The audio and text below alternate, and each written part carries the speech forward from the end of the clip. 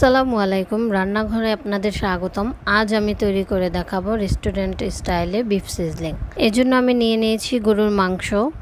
এবার গরুর মাংসে দিয়ে দিব আদা রসুন বাটা, দিয়ে দিব জিরা বাটা, সামান্য পরিমাণ জয়ফল জয়ত্রী বাটা, দিয়ে দিব মরিচের গুঁড়া, দিয়ে দিব ধনিয়া গুঁড়া, দিব সাদা গোলমরিচের গুঁড়া।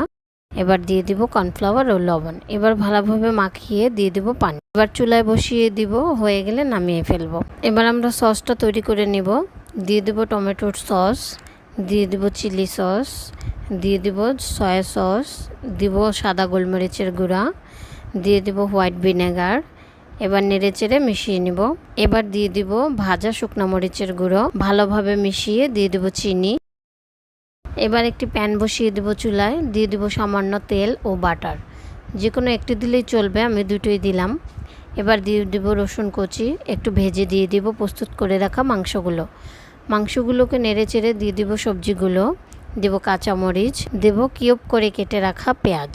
এবার দিয়ে দিব বানিয়ে রাখা সসগুলোকে ভালোভাবে নেড়ে চেড়ে মিশিয়ে দিয়ে দিব পানি দিয়ে গুলিয়ে রাখা কর্নফ্লাওয়ার।